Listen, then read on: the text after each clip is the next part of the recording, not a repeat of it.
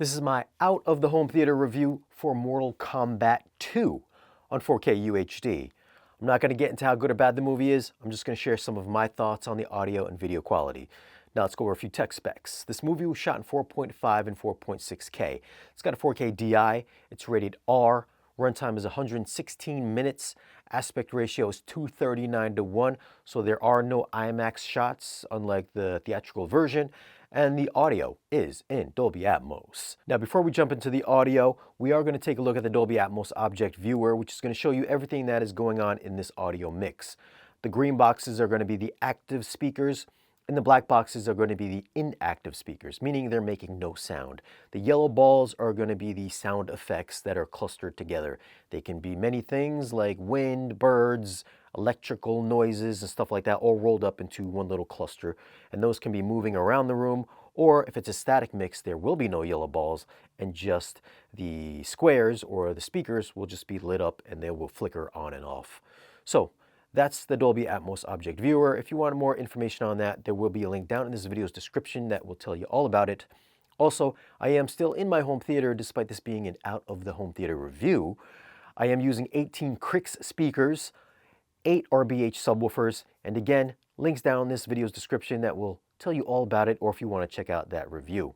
Also, 150-inch screen using a Sony Bravia 8 projector. Oh, also, I never really plugged my Patreon, but if you want to continue chatting about the movie or anything else, join me on Patreon. That's patreon.com/Shane Lee. Again, links down below in the video's description. All right, let's jump on over to the audio mix and see what's going on in this audio mix, and is it as good as the first movie? I did take some notes, so let me go over some of the timestamps of the biggest fight moments or the biggest highlights of this Atmos mix. So coming in at 1 minute 59 seconds, roughly 2 minutes, we're going to hear a bunch of the villagers throughout the town chanting. Music is going to be playing in the top channels, and the footsteps from Shao Kahn really rings heavy through your subwoofers. So really nice surround effect, and as you can see here, the 6 top channels are all active, and so are the lower channels as well. So really good immersiveness. And this is pretty much going to be how it is throughout the duration of the movie, where 6 top channels are always active, and then the bed layer channels will be active as well. So really immersive mix. The next fight happens at 13 minutes 35 seconds. This is the first time we're seeing Johnny Cage, and the bad guys here are throwing knives through the front stage all the way to the back stage, and you will hear those knives going from the left side of the room over to the right side of the room, which is pretty cool sounding. Unfortunately, this is probably the only fight scene in the movie which only the top middle speakers are active. Again, this is only going to happen if you have 6 top channels. If you have 4 or 2, then those all 4 or only 2 channels will be active. But since I have 6, only the top middles will be active for this particular fight scene. And that comes in at 13 minutes and 35 seconds. The next really cool scene happens at 17 minutes. We are going to have the meeting between Raiden and Johnny Cage, and also Jade. And the cool thing about this is when Raiden uses his electricity, you can hear it kind of come from above, from the top speakers, and kind of crackle throughout the lower bed channels, which is really nice because it kind of ping-pongs between the lower bed channels.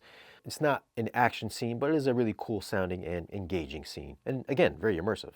I think immersive is going to be the word of the day here. At 29 minutes 35 seconds, we have the fight between Johnny Cage and Katana.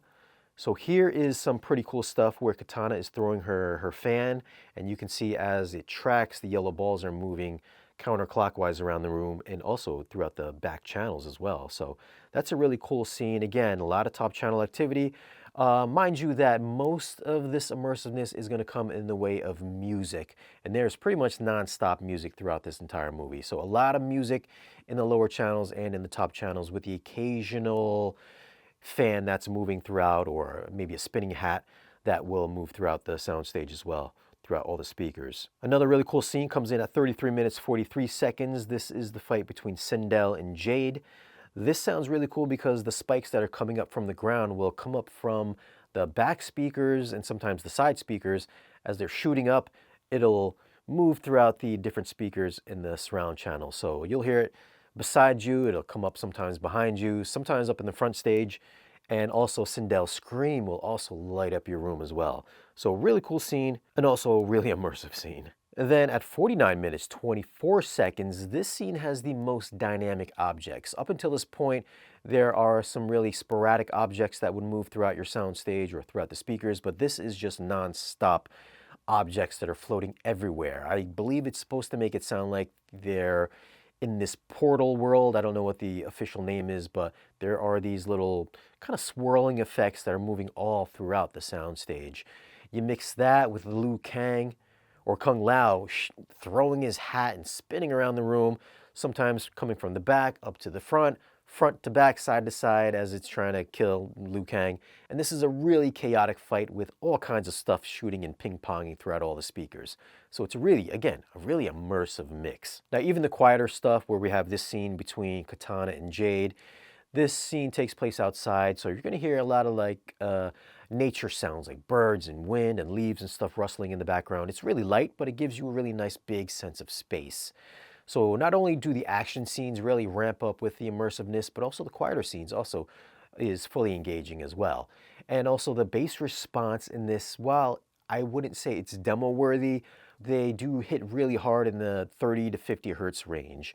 It doesn't dip much below that, but for the big action scenes, yeah, you will get some pretty good tactile response. And of course, the dialogue is always easy to hear throughout. As far as video quality, this was shot digitally, so it's got that 4K crispy sharpness to it. So close-up shots are razor sharp, so much so that you can count the number of teeth in Karl Urban's mouth. With the extra detail, the makeup effects, especially the prosthetics that they used for Baraka, looked very clearly fake. And even the backgrounds looked like they were fighting on small sets that looked like they were built yesterday.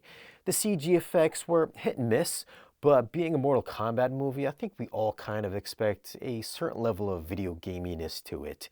HDR helped to bring out plenty of shadow detail, as this can be a pretty dark movie with lots of blacks and grays and darker tones, while at the same time it can be dark yet colorful with really nice pops of reds and blues and vivid backlighting.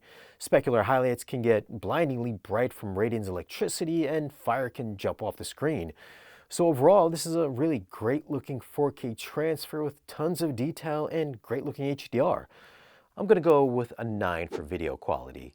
Keep in mind that this was a digital stream that I did watch it on, so there were some compression artifacts. I do think that some of the detail could have been a little bit better.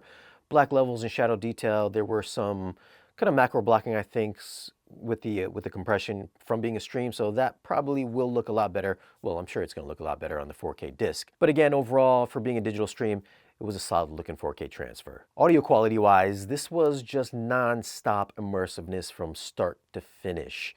It doesn't matter if you have 6 top speakers or 2 top speakers, all your speakers up top is going to get fully utilized. The surround bed channels always utilized, whether it's a really big action scene or just some really nice light ambiance for the quieter scenes.